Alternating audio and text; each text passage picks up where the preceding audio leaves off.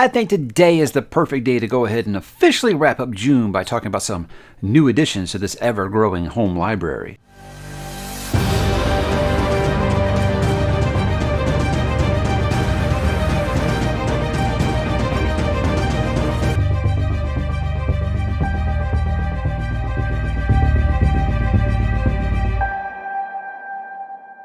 Hey, what's up, bookworms? Mike back with another book haul, this time for June of 2023. Some fun new things have found a new home here in this ever-growing library of mine, and I am excited to talk to you about them and to say thank you for those who decide to send me something this month. But let's begin, like usual, guys, talking about those things that I always say do count. I'm talking, of course, about digital purchases. To pick up a couple of things this month that I'd like to talk about. Some of them are kind of planning ahead for spooky season, and that's why I've got to talk about Adam Nevill. Now, these aren't two books that I'm going to be reading in spooky season, but Adam Nevill is an author that has gotten recommended to me a ton, and mostly by Stephen King fans. He's pretty much been called the Stephen King of the UK.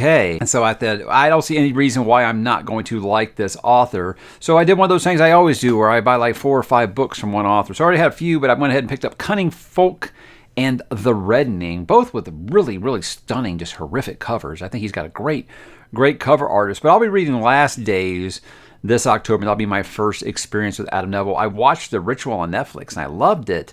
And most people thought, oh, so that should be the one that you start with. I was like, I think I'm just going to start with this random one I picked, Last Days. That sounds like a good place to start. But I am expecting to really, really enjoy his work. And I think that that will be a good place to start. And these books will probably be getting into next year when I plan on doing horror much more outside of just spooky season. Something else that kind of got on my radar a lot by Stephen King fans was the Blackwater Saga by Michael McDowell. This was one that I hadn't really even heard of until about a year ago. Now it seems like I hear about it everywhere. Now I know there are other people that are like, it's not actually horror. And you get that with any time there's any book that is horror. I mean, just about anything. If it doesn't have just rows and rows of corpses, everyone's like, it's not actually horror. I think there's just so many different kinds of horror out there. It's supposed to be a family saga that goes through decades, and I'm very, very excited to check it out just based off of the Stephen King recommendations alone. But Michael McDowell is apparently a horror icon that I really have not learned about until recently, and so I'm very excited to check this out. I think I would just be planning to do like volume 1, to kind of see how I feel about it, because it is 6 volumes, just all collected into one collection here in this complete saga version. But it's a story that everyone has said they think will absolutely click with me. I love slice of life. I love the family drama that goes through decades of life. That's something that's always exciting for me. So that's why I'm going to pick that up. Next is The Combat Codes by Alexander Darwin. He did actually send me an advanced reader copy. I didn't get to it before the release date came. This book just came out. So as a thank you and an apology for not getting to it before release date, I wanted to go ahead and support him as I could with a digital copy. And that's probably the one I'll be taking with me on my vacation here at the end of the month. That might be one I am reading on the cruise ship while we are in the middle of the Caribbean. I cannot wait. I'm not counting down or anything. 3 more weeks. And lastly, guys, I did go ahead and pick up the next secret project by Mr. Brandon Sanderson, the Lord Ruler. This one is called Yumi and the Nighttime Painter. It seems like the names of these just get weirder and weirder, but the covers just get more and more gorgeous. I think that might be his most stunning cover of all these secret projects. And I have a physical version of Trust the Emerald Sea, and I think this actually beats it. I don't know anything about the story, but it is a Cosmere book, so that means it will be getting read sooner rather than later. I have only read Brandon Sanderson's Cosmere books. Didn't read Secret Project number 2 yet, but I did read and enjoy Tress of the Emerald Sea. So I want to make sure I go ahead and continue to pick those up on digital until the physical. I don't even know if the physical versions are available to people who didn't back the Kickstarter yet. I don't even know. But I know that I said, hey, I got these digital credits. I'm going to go ahead and use it towards that. But that was the digital purchases for this month. I love continuing to grow that digital library and always being able to have the option to have that digital, my whole library in my pocket at any time. That's a great option. That's why I continue to champion e-readers, guys. It's Prime Day. It's Prime Day. So if you guys are wanting a Kindle, I've got an affiliate link down there. You can get your Kindle pretty cheap right now. So check out those deals if you can. Let's go ahead and move on to physical purchases, guys. I've been kind of on a book buying ban. I bought a PS5 last month, and I said that's kind of been my fun money for a little bit here. So I've kind of slowed down on trying to buy very many physical books just until I kind of get caught back up. But I did go ahead and pick up Streets of Laredo by Larry McMurtry. And here's the deal with this is that 3 different times someone has tried to buy this for me. A viewer has tried to buy this for me. And for whatever reason, it just kept getting lost. So I was at Half Price Books and I saw this version and said, you know what, I'm just going to complete the Lonesome Dove whole collection on my own here. But I want to thank those viewers who did try to send this book to me. I don't know what the Twilight Zone deal was with that, but it just never would show up. So this will probably be the one that I end up reading next, because when I did talk to Brian Lee Durfee, he did recommend that I did publication order, and I believe this is the one that comes after Lonesome Dove, so I think this is the one that I will be reading next. And yes, I will be reading more because I did adore Lonesome Dove. It was an amazing book, so I definitely want to continue with that series. That's all I got. That's all the physical stuff that I have. Did get a ton of things from some authors this month, and we're going to kind of talk about those individually. A lot of self-pub here that I don't know a ton about. So what I always say is I'm going to drop the links below. I would encourage you guys to please click on them, check them out, look for these authors if you want to know a little bit more. I want to say that I appreciate them sending them to me, and as always, I continue to say to chase your dreams. I know I sound like a broken record, but in case you're new to this, I always encourage self-pub and independent authors to chase their dreams, because at one point in our life, guys, all of our favorite authors at one point were an independent author, looking to get their name out there. So I always want to encourage that as well. So carrying on here, let's go ahead. The Stones of Merethi, The Lost Prince. This is by Gabriel Bradford. Nice. I like the feel of this book. Oh, interesting material there. I got Before John. This is by Isaiah Franson, and I did appreciate the note that you sent there. Very quick read. You can read that probably in one coffee break. This one is The Phantom Cobra by Dawn Universe. Looks a lot like some of those Bane covers that I get once in a while. This one is The Shadow of the Soul Blade by Jay Rowland. This is the Dark Throne Chronicles. He wrote me a note on a really cool parchment paper, and I respect that hustle right there. That's staying in character. I admire that. Another one looks like a Bane cover. Linden Falls by Joshua Hershey. Is that cool looking or what? I don't know. I hope you guys were seeing these as cool as I am. This one is called Eclipse 8 by Jack Hammond. And he sent me this really, really cool medallion that came with it. Looks very Pirate Latitudes. You guys ever read Pirate Latitudes by Michael Crichton? You should. It's a good book. The Wizard's Brew. This is by Jordan Reed. This one, a nice hardcover. Night Demon, book number 1 by Stephen Wolberis. Very, very slick looking. I mean, it doesn't matter who or what a book is about. A nice hardcover in your hand never gets old. Advent 9, not number 9. I was thinking of the Beatles song. Advent 9 by T. Allen Horn. You guys are wondering who the Beatles are. Probably only the greatest musical group of all time. You know what? Your hate aside, the Beatles might be the greatest rock and roll group of all time. Another one by Isaiah Franson. This is Tasha the Last Princess Warrior. So it looks like he writes these quick one-day reads. I admire that. And this one is monstrous. Alex actually sent me a message about this. He wanted to send me his whole works here. This is a complete series omnibus. It's one of those words I struggle to say sometimes. You got to deal with that. War of the 12, Alex Robbins. And this is a beast. This looks like that Zalansky book I got of the Amber Chronicles. Chronicles of Amber, is that what it's called? Anyway, it's like the same similar size or whatever, but don't know if this is anything like that. But we were emailing back and forth. Very, very nice dude. And I can't thank him enough for this. This looks really, really awesome. Very handsome collection.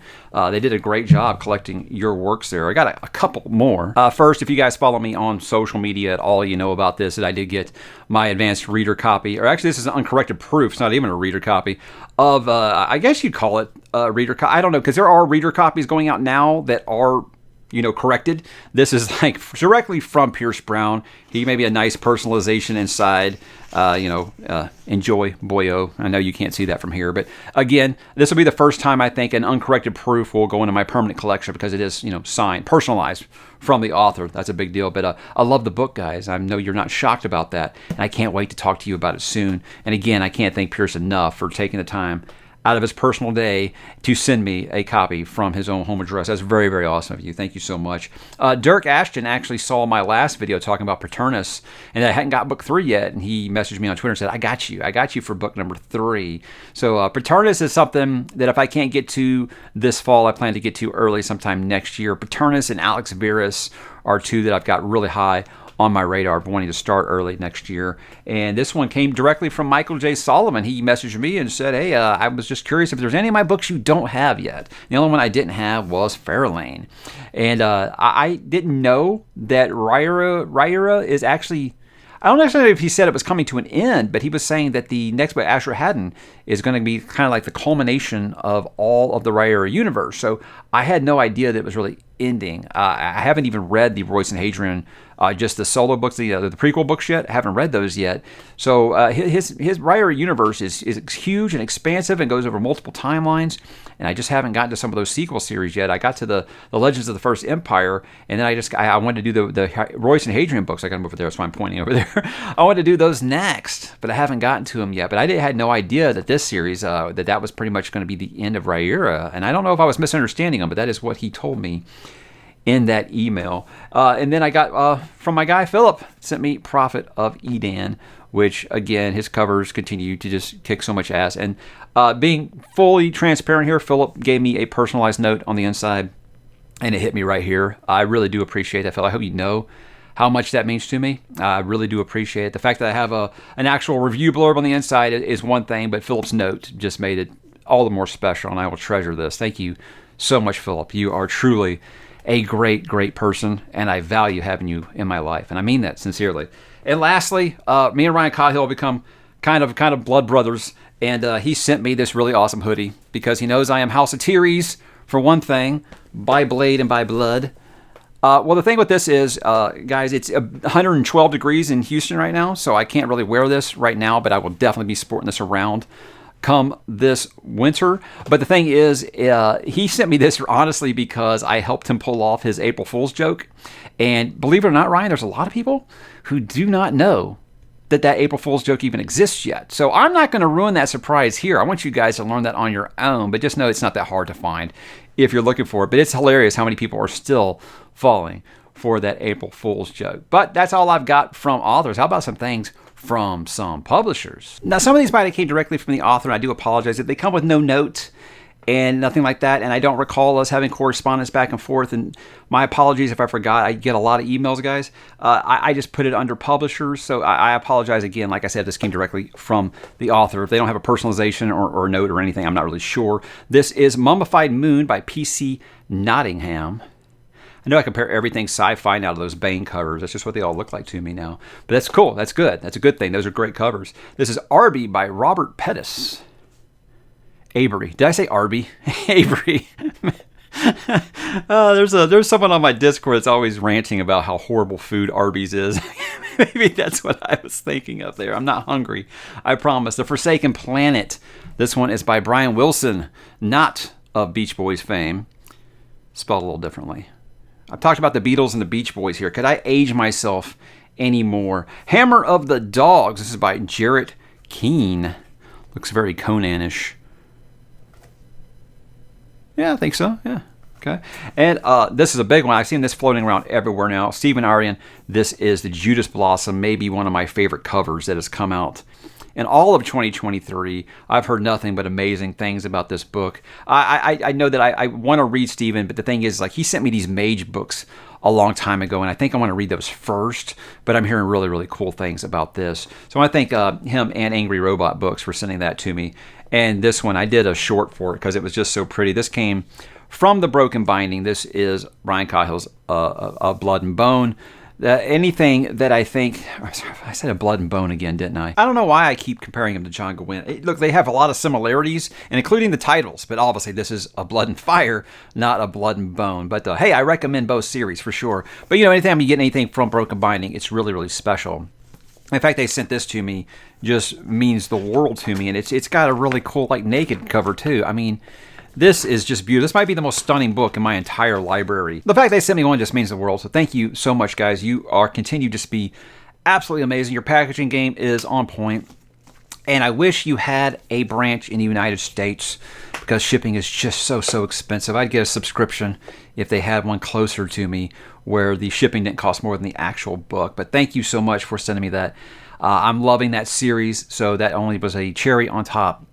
I'm getting such a handsome collector's edition. How about some things, guys, from viewers before I wrap this up? Got a couple nice little trinkets here. First, I kept talking about spooky season earlier. One of the ones I'm going to be reading is Little Heaven by Nick Cutter. This was sent to me by Doug, who had an interesting note in there. I'm sure Doug knows what I'm talking about. I mean, it's a great song. I just don't know what it has anything to do with well, I guess heaven is a place on earth, little heaven. Okay, all right, I guess I get it now. Sometimes I'm slow on these things, man. We've talked about Belinda Carlisle, the Beatles, the Beach Boys. Damn, I'm getting up there, ain't I? But Little Heaven, I loved not The Deep. I didn't read The Deep. What did I read last year? The Troop. The Troop was what I read last year. So I'm looking forward to following that up this year. I want to kind of make Nick Cutter like one of my spooky season alums. That would be really cool, I think, to do. Got a really nice handwritten letter from Christian here who just... I like to keep those notes kind of personal because I feel like they are. I don't want to really talk too much about it, but he sent me a folio of Jurassic Park, one of my top 10 books of all time. And guys, you know by now, anytime Folio Society does some work, it's just terrific stuff. Their art is unmatched. And I think beside them and Broken Binding, it's like neck and neck by who makes prettier books. But yeah, this is a very handsome edition. And I do appreciate the note. And I appreciate the book. It meant a ton. Thank you, sir. This one came from Josh. And he might have wrote me the nicest letter I have received since I got this channel. Thank you so much, Josh. It means the world. He sent me a book called I Am Not a Serial Killer by Dan Wells. Said he felt like it was the perfect mix of Stephen King and M. Night. So hopefully they're not trying to one-up each other for who could have the crazier ending. You know, that's always a thing we're going to kind of go to. But thank you for real.